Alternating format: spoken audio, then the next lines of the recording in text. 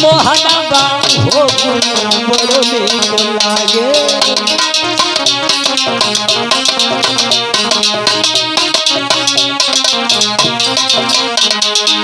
मोहनबा हो बहना बड़ो नीक लागे ललनबा हो मैया बड़ो नीक लागे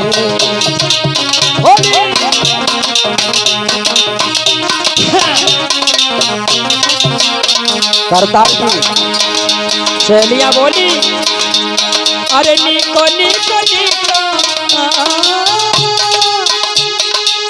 नीको नीको नीको हाय बड़ो नीको लागे ललनबा हो बहना बड़ो नीको लागे मोहनबा हो बहना बड़ो नीको लागे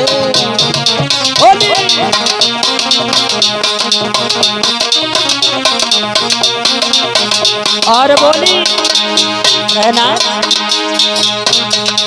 छोटे छोटे हाथन में पहने कंगनबा छोटे छोटे हाथन में छोटे छोटे हाथन में पहने कंगनबा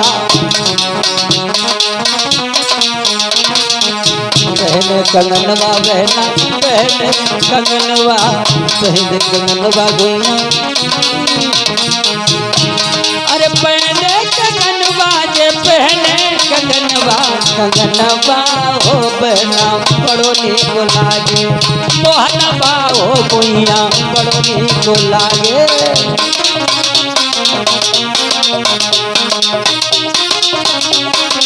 बोली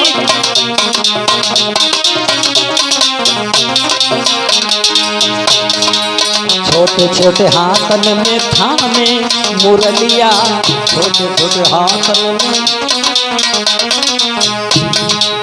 थामे मुरलिया है थामे मुरलिया मुरलिया हो बहना बड़ी नीक लागे मुरलिया हो भैया बड़ी नीक लागे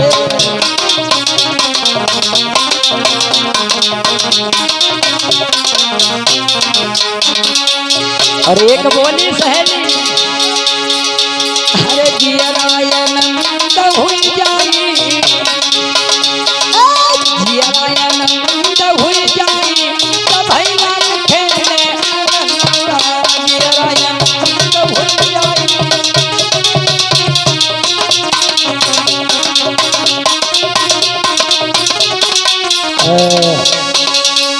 इसी प्रकार से नाना प्रकार से सुधा मैया के आंगन में बधाई गीत हुए।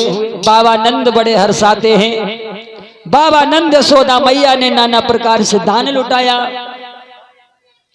इधर गोकुल की तो शोभा कुछ और है, लेकिन मथुरा जेल खानों में जैसे ही वसुदेव जी पहुंचे हैं उस कन्या को लेकर के लोगों, और जैसे उस कन्या ने रोने का शोर किया, व्यास नंदन सुखदेव जी बोले राजन, जैसे उस कन्या ने रोने का शोर किया एकदम से पहरेदार बड़ी निद्रा में थे जाग गए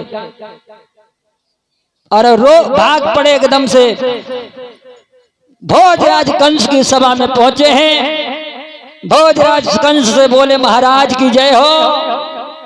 कंसराज कहने लगा आइए आइए सिपाहियों, कहिए क्या कोई खबर लेके आए हो, हमारे काल का जन्म हुआ या नहीं हुआ। सिपाही कहने लगे महाराज बाय के मारे तो भाग के आए,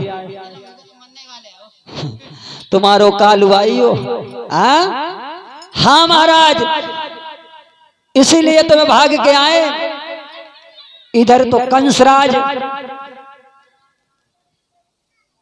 नगिन तलवार को खींच करके कारागार जेल में जाने के लिए तैयारी करता है। 16 हाथ सिंहासन से कूद पड़ा। कंसराज कहने लगा अगर हमारा काल आ गया है तो आज हमारे हाथों से बचने वाला नहीं है।